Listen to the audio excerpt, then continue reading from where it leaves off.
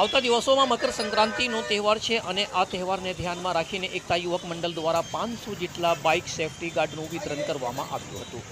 ઉત્તરાયણ તહેવાર નિમિત્તે લોકો દ્વારા પતંગ ચગાવવામાં આવે છે, જે પતંગમાં ચાઇના દોરીના ઉપયોગ કરવામાં આવે છે, જેના દોરી ઉપર પ્રતિબંધિત છે। જે ચાઇના દોરીના કારણે કેટલાક બાઇક સવારના ગળામાં ફસી અને ગળા કાપી નાખવામાં આવે છે, જેના કારણે કેટલાક લોકો મૃત્યુ પણ પામે છે। જે લોકોને સેફટી માટે, લોકોને સલામતી માટે એકતા યુવક મંડળ દ્વારા શહેરના અલગ અલગ પોઈન્ટ પર સેફટી ગાર્ડ વિતરણ કરવામાં આવ્યું છે। આજના આ પ્રોગ્રામમાં પીઆઈસી પીજે સોલંકી સાહેબ, ટ્રાફિક ડિપાર્ટમેન્ટના એસઆઈ મુકેશભાઈ, ટીઆરબીનું જવાનો સહિત ટ્રાફિક પોલીસ કર્મચારીઓ સાથે એકતા યુવક મંડળના પ્રમુખ જબ્બાર ખાન અને તમામ કાર્યકર્તાઓ ઉપસ્થિત રહી વાહનો ઉપર સેફટી ગાર્ડ લગાવવામાં આવ્યું। આજ રોજ એકતા યુવક મંડળ જબ્બારભાઈ તરફથી હાલમાં ઉત્તરાયણનો તહેવાર આવી રહ્યો છે, જે અનુસંધાને લોકોની સેફટી માટે સેફટી બેલ્ટ તથા લોખંડની પટ્ટી વિતરણ કરવામાં આવી છે 500 જેટલી, અને અમને આમંત્રિત કરીને અમે હાલમાં ટ્રાફિક સપ્તાહનો મંચ પણ ચાલુ હોય, જેથી લોકોને વિનંતી કરીએ છીએ કે ટ્રાફિકના નિયમોનું પાલન કરે અને પોતાનું જીવન સુરક્ષિત રહે, સુરક્ષિત રાખે।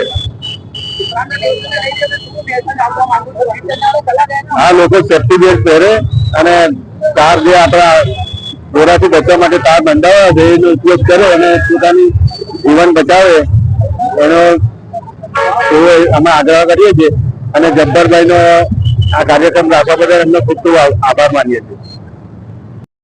મારું નામ જબ્બાર ખાન પઠાણ। આજે એકતા યુવક મંડળ તરફથી ગરદન સેફટી વિતરણ કરવામાં આવ્યા છે। 500 થી વધુ અમે વિતરણ કરેલું છે।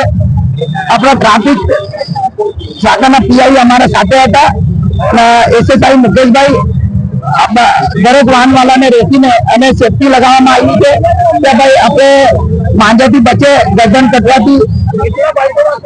અમે 500 થી વધુને લગાવી આપ્યા છે હમણાં સુધી।